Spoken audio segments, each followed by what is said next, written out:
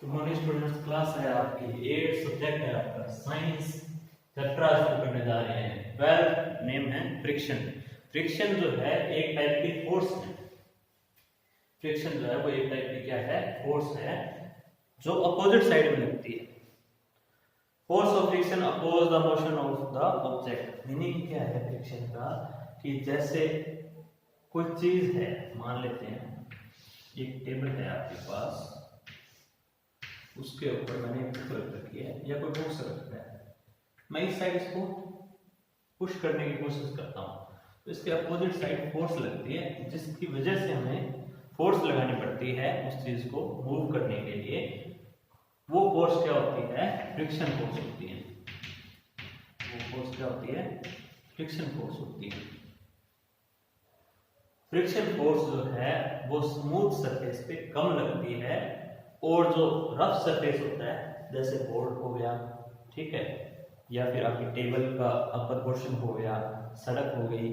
Comparison करें तो एक सड़क है और एक मार्बल का फर्श है, जो रोड है उस पर फ्रिक्शन ज्यादा है एज कंपेयर टू मार्बल की कोई अगर आपकी फ्लोर है उससे हो रही। फ्रिक्शन फोर्स के कारण ही हमें किसी भी चीज को पुश करने के लिए ज्यादा मेहनत करनी पड़ती है। कैरेक्टरिस्टिक्स क्या है, ये दो सरफेस के बीच में होती है जहां कांटेक्ट होता है। जैसे ये बुक्स और टेबल का यहाँ पर कांटेक्ट हो रहा है ना, यहाँ पर क्या है, फ्रिक्शन फोर्स है। इसको अगर वैसे देखें, मान लेते हैं रफ सरफेस है, ये रफ सरफेस है, ठीक है, टेबल का, और ये जो है किसका है, बुक का रफ सरफेस है। अगर जूम करते हैं तब ये जो पोर्शन है ये फ्रिक्शन फोर्स के कारण जो है एक दूसरे के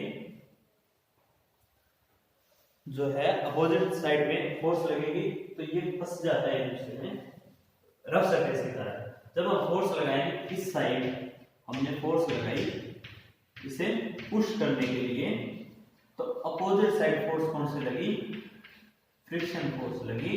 किस कारण, रफ सरफेस के कारण। तो ये रफ सरफेस है, इसके कारण जो है फ्रिक्शन फोर्स बैक साइड में लगेगी, जो इस मोशन का अपोज करेगी, जिसकी वजह से हमें किसी चीज को धकेलने में ज्यादा फोर्स लगानी पड़ती है।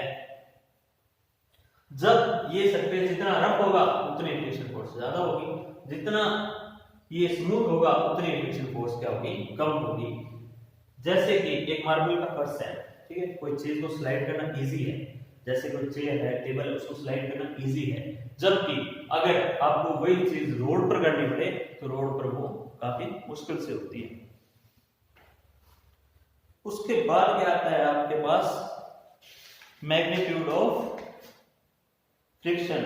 Magnitude of friction, force of friction is measured by a device of spring balance. Spring balance जो है ना वो कुछ इस तरह का होता है, लगभग आपने देखा होगा, वेट करने के लिए यूज किया जाता है आमतौर पर गांव में भी।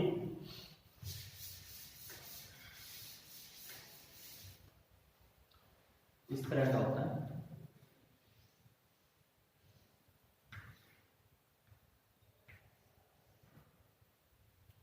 यहां पर एक वायर लगी होती है, ठीक है, और नीचे इसके स्प्रिंग होता है इस तरह से। यहाँ पे मार्क्स लगाया जाता है 1 2 3 4 5 इस तरह। यहाँ पर ऊपर पकड़ने के लिए इस तरह का पोर्शन होता है। उसमें क्या होता है, जैसे ये थी, उसमें क्या होता है कि जब हम किसी चीज को, जैसे कि एक टेबल पे हमने क्या रखा हुआ है, बुक रखी हुई है, यहाँ पर स्प्रिंग बैलेंस से खींचते हैं इस बुक को। जब तक ये बुक मूव करके स्टार्ट करती है, पहले स्टेबल है, जब मूव करनी स्टार्ट करें जितना फोर्स उसमें, जितना वेट उसमें दिखाएगा, ये मेजर करेगा, उतने क्या है, फोर्स ऑफ फ्रिक्शन है उसके इक्वल। जब ये मूव करनी स्टार्ट होगी तब ये कम हो जाएगा फ्रिक्शन। अब क्या है, factor affecting the friction. Friction के फैक्टर क्या क्या इफेक्ट करते हैं। फर्स्ट फैक्टर क्या कहता है, nature of the two surfaces in the contact. यानी कि जो दो सरफेस कांटेक्ट में आएंगे, यानी कि एक बुक और एक टेबल जो कांटेक्ट में आएगा, इनका सरफेस दोनों का कैसा है। अगर स्मूथ है, दोनों स्मूथ है तो क्या होगी, फ्रिक्शन फोर्स कम होगी। दोनों रफ हैं तो फ्रिक्शन फोर्स क्या होगी, ज्यादा होगी। Force on which two surface are pressed together, यानी कि क्या है, इसका वेट कितना है, जो इस बुक का वेट होगा, बुक का जो वेट होगा वो क्या होगी, डाउनवर्ड फोर्स होगी। फोर्स नीचे की तरफ लगाएगा वो वेट, इस फोर्स, इस बुक का वेट कितना है वो भी डिपेंड करेगा कि फ्रिक्शन कम होगा या ज्यादा होगा। मान लेते हैं मैं एक तो ये बुक लेता हूं, ठीक है, इसको स्लाइड करवाता हूं, इजी हो जाएगी। एक इसके ऊपर 10 बुक और रख देता हूं, फिर स्लाइड करने की कोशिश करता हूं, तो ज्यादा जोर किस में आएगा, ज्यादा फोर्स किस में लगेगी, जब 10 बुक्स हैं या जब एक बुक है। एक बुक का वेट कम है तो फ्रिक्शन जो है वो कम है, अगर 10 बुक्स रख दी जाए तो फ्रिक्शन क्या हो जाएगा, ज्यादा हो जाएगा, क्योंकि जो वेट है वो डाउनवर्ड फोर्स लगाता है। अब नेचर ऑफ द फोर्स,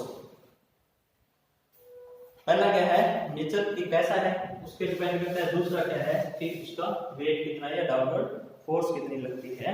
ये क्या है, दोनों इसके कॉजेज हैं कि कितना फ्रिक्शन फोर्स लगेगा, इस पे इफेक्ट कितना करेगा। उसके बाद आता है टाइप्स ऑफ फ्रिक्शन।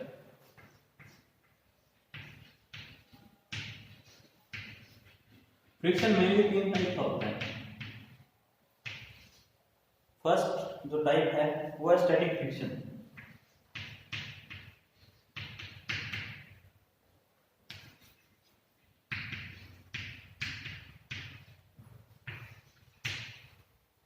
सेकंड जो है वो sliding friction, and third is rolling friction.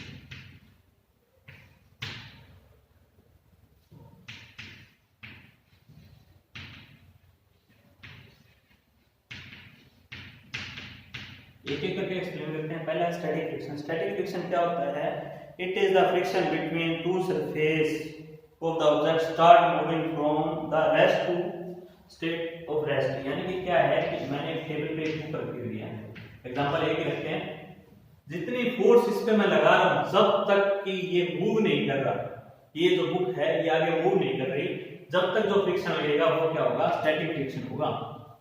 यानी कि जितनी फोर्स मैंने लगा दी और बुक मूव नहीं की, जब तक बुक मूव नहीं करेगी, मूव करने के बाद फ्रिक्शन चेंज हो जाएगा, उससे पहले जितनी फोर्स लगाई है वो क्या है, फ्रिक्शन उतना क्या आएगा, स्टैटिक फ्रिक्शन आएगा।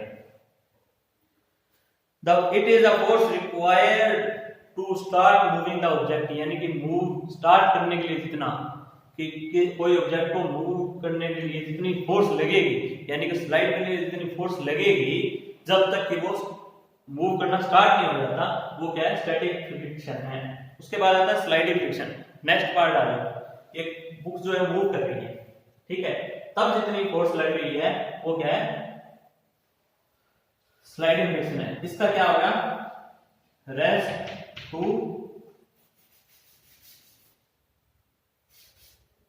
मूव, जितनी फोर्स लगेगी। ये क्या है, मूविंग में जितनी फोर्स लगेगी, मूविंग ऑफ बॉडी का जितना फोर्स लगेगी उतना क्या होगा, अपोजिट, उससे कम क्या होगी, स्लाइडिंग फ्रिक्शन होगी। उससे ज्यादा, जब स्लाइडिंग फ्रिक्शन ज्यादा फोर्स लगाओगे तब वो बॉडी जो है वो मूव करेगी। उसके बाद आता है रोलिंग फ्रिक्शन। रोलिंग फ्रिक्शन क्या होता है, एक तो बुक को स्लाइड कर रहा था, एक मैंने क्या किया, ये टेबल था, इसके ऊपर जो है मैंने कुछ सिलेंड्रिकल पाइप्स रख दी और इसके ऊपर क्या रख दिया, मैंने बुक रख दी। अब क्या होगा, स्लाइड इजी होगा। क्यों, क्योंकि इसके नीचे क्या है, रोलिंग है, कोई चीज सिलेंड्रिकल टाइप का, जैसे कि एक गाड़ी है, एक गाड़ी को बिना टायर के चलाना और एक टायर से चलाना, टायर से धक्का लगाना इजी होता है ना, तो वो क्या है, रोलिंग फ्रिक्शन है। जब कोई चीज दो सरफेस के बीच में रोल करती है वो क्या है, रोलिंग फ्रिक्शन है। अब फ्रिक्शन जो है इस बुक और इसके बीच में नहीं है, इन टायर्स और टेबल के बीच में है। यानी कि टायर जितना रोल करने में जो फोर्स लगेगी वो क्या होगी, अपोजिट फोर्स लगेगी, वो क्या होगी, रोलिंग फ्रिक्शन होगा। ठीक है। अब जब स्ट्रॉन्ग की बात आती है, सबसे ज्यादा स्ट्रॉन्ग जो होता है वो स्टैटिक फ्रिक्शन होता है। ठीक है। It is the maximum force of friction present between two surfaces. सबसे ज्यादा जितना मैक्सिमम फ्रिक्शन होगा वो स्टैटिक फ्रिक्शन होगा। उसके बाद कम क्या होगा, स्लाइडिंग फ्रिक्शन होगा, और सबसे कम क्या होता है, रोलिंग फ्रिक्शन होता है। इसीलिए कोई भी चीज को रोल कर लेकर जाना, यानी कि उसको टायर या किसी और चीज की मदद से लेकर जाना सबसे इजी होता है, ये रोलिंग फ्रिक्शन सबसे कम होता है। उसके बाद जो आता है, यहां तक करते हैं आज। इसके बाद नेक्स्ट में करेंगे, इसके सारे टाइप्स करेंगे और टाइप्स आपके हो गए। उसके बाद जो भी चीजें हैं वो पढ़ेंगे कि कहाँ कहाँ हमें फ्रिक्शन इंक्रीज और डिक्रीज करने की जरूरत होती है, उसके बाद क्या क्या क्वेश्चन आते हैं वो सारे। ठीक है, यहाँ तक आज चैप्टर करते हैं। Thank you.